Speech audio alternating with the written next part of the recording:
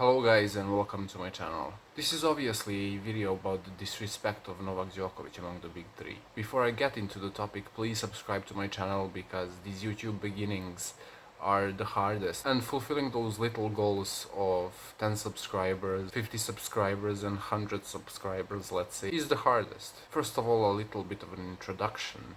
I've got interested into tennis from a truly young age. The first match I remember watching is the Albanian and Hewitt final of Wimbledon in 2002, if I'm not mistaken. I was a fan of tennis before truly even Roger Federer got to the scene. And throughout Big Three forming through the years, I have become a true fan of the sport. Before even getting into the topic of today's video, I need to disclose that I'm a Nole fan. But that doesn't mean that I'm going to diminish any Rafa or Roger's successes. I'm doing this video because what I'm going to talk about is painfully obvious, and it's been obvious for years.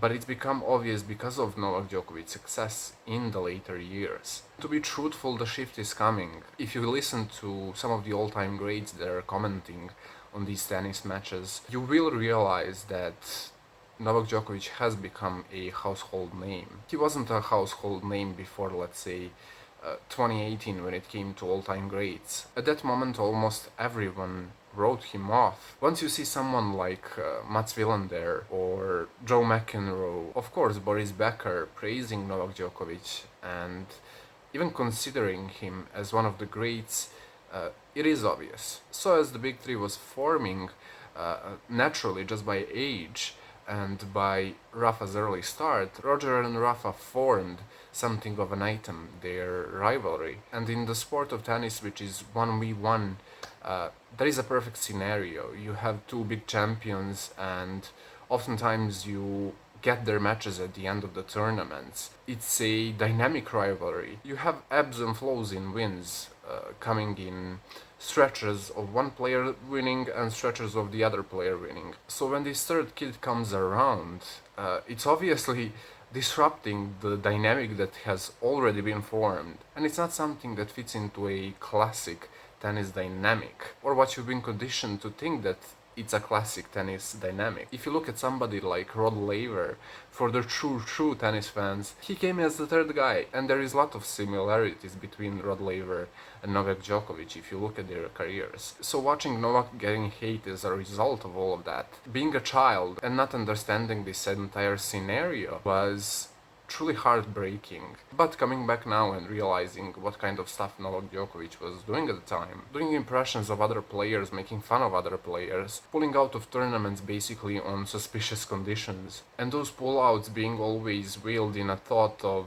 giving up. It did seem like that a lot of times. So Novak being not exactly loved now makes sense. I can now peacefully say that for years my entire family and I were scared of something like Monica Seller's situation. For years in Western media it looked like Novak was this destructor. He was ruining what everybody wanted to see on the big scene of tennis. And if you know anything about Monica Seles and what happened to her, it's eerily similar, but not recognizing that the shift started in 2018 would just be a lie. What casual tennis fans forget somehow is that nobody's perfect. None of these champions are perfect. They are all flawed, like every one of us. Let's say that Nadal can sometimes be a sore loser. I'm saying that and still thinking that Rafael Nadal is one of the greatest champions of the sport. And even personally liking him, I'm just aware that sometimes he isn't that gracious after losing matches. For example, if you look at Roger Federer at the beginning of his career, he also was in some press conferences disrespectful to his opponents and came off as arrogant. All of that has been cleaned out through the years, and Roger Federer is nothing short of a gentleman. But a new situation unveiling itself right now is something that I didn't expect from Roger, this Rolex commercial that he truly shouldn't have approved if he had any say in approval of that commercial. And we all know what I'm talking about, that Rolex commercial that wants us all of a sudden now, when it's in Roger's favor, not to look at the stats, not to look at the numbers, and Roger's gracious play should be remembered and taken into consideration when thinking of the greatest tennis player of all time. That commercial was truly disrespectful towards Rafa Nadal and Novak Djokovic. Somehow, over the years, even though none of them are perfect, Djokovic is the only one that got any backlash. And when I say any backlash, it's mainly the wider viewership, not fandoms. Because fandoms are truly toxic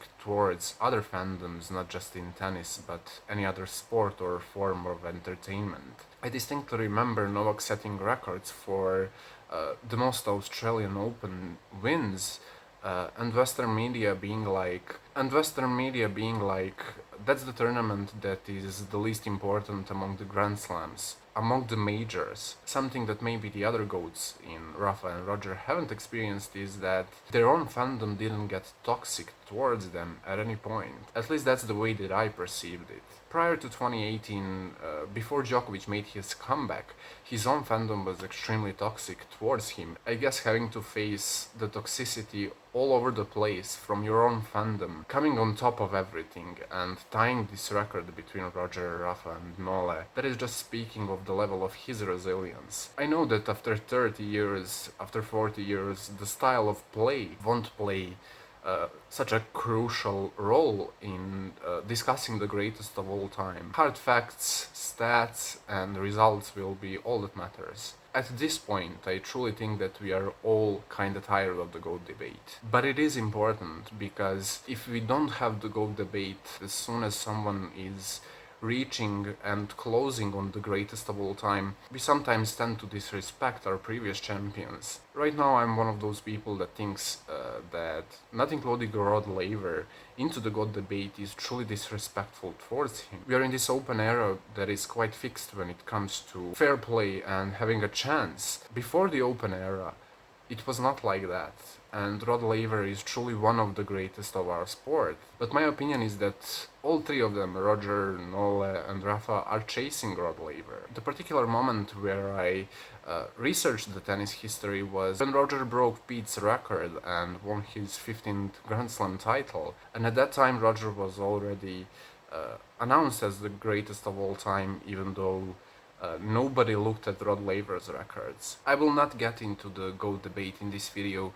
That is something I plan on doing in the next videos. My next 3 videos will be pleading the cases for every one of them having the status of the greatest of all time. It has truly become a sleazy point at this moment, but we should all appreciate one of the strongest eras in entire sport of tennis. What separates the big three from any other generation they faced is the constant improvements in their game. At this moment, margins between them when it comes to the GOAT debate are so slim that I'm not comfortable saying anything definitive, and after all, their careers are not over. Rafael Nadal pulling out of Wimbledon is not for nothing.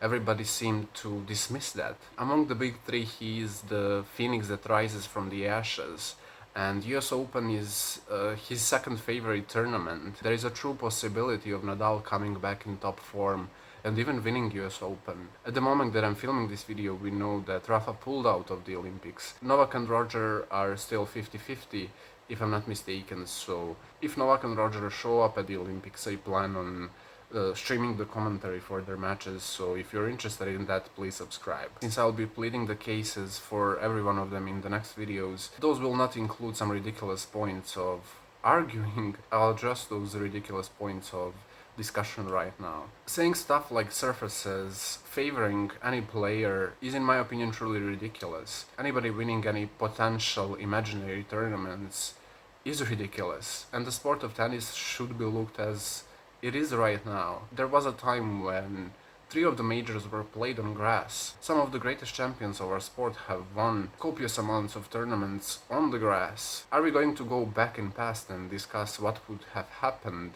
if hard surfaces came earlier? No, we are not.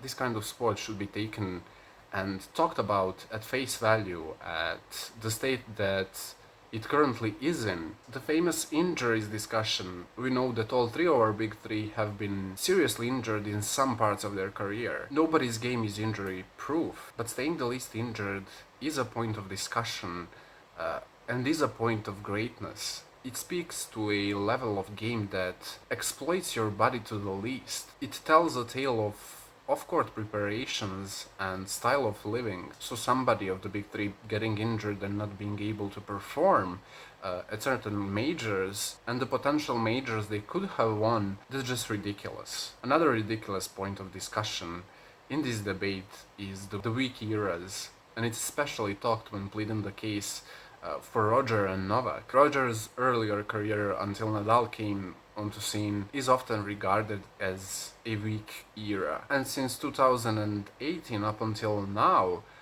has been flagged as a weak era, and we know that those periods were very fruitful both for Roger and Novak. Stuff like elegance is something that won't be looked over in the next 10 years, or let's say 10 years after our big three retire. And a clear example of something like that is Ivan Lendl. In today's terms, he was truly irrelevant in the sport of tennis at his prime. In today's talks, he is revered as one of the greats of the sport. Those two are, of course, going to Roger's account because, yes, it's a fact that he is one of the most elegant and classy tennis players in the history of sport, but that pleads a case of him being your favorite. It doesn't plead a case of being the greatest of all time at the end of the day. All three of them have made huge contributions to the sport. For example, Roger Federer has brought a lot of new fan base. A lot of people have fallen in love with tennis because of Roger Federer, but a lot of those people, might I add, are now dismissing Novak and Rafa as potential greatest of all time. So in my opinion, being a fan of a certain player and not truly being a fan of the sport brings a lot of toxicity into the sport. On the other hand, when Nadal came to the sport, he truly broke the boundaries of physicality. All of a sudden, tennis has truly changed to a physical sport, and not just a shot-making sport and a touch sport and a ball placement sport. Djokovic leading the way of blatant obviousness of the mental strength importance in this sport is truly groundbreaking. His placement in this season at 34 and the possibility of a calendar slam is something that I think people are overlooking, because he's not 25 anymore. If he wins a calendar slam, which is a viable possibility, I think it will be of tremendous importance for the sport, for the popularity of sport. And let's not forget his contribution to the growing fan base in, let's say, places like India and China. What I'm trying to say is that they contributed immensely to this sport, and it should be appreciated for every single one of them. At the end of the day, you can have your favorite, but Father Time will only let stats and results survive. So even having this discussion of what ifs and style of play, I know that it is truly pointless and it won't matter in years. My favorite will always be Novak, but that doesn't somehow prohibit me from appreciating Roger and Rafa, being in awe sometimes when Roger makes certain shots. When Rafa wins points, he should have no rights winning. If we are being honest, it is most likely that Novak Djokovic will finish with the most slams.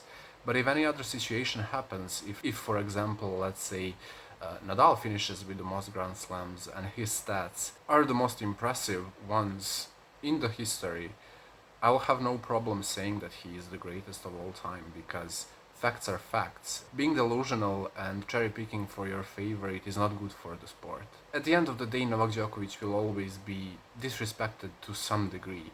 I'm aware of that, and I think that the Nola fan is aware of that, and we made peace with it a long time ago. He will never be as likable as Roger or Rafa, but there is something punk about that I love. All I'm asking from the casual tennis viewers is to respect all three of them. With that said, it's the end of this video. Subscribe and like the video. A lot of new content will come very soon. So yeah, that's it. Bye guys.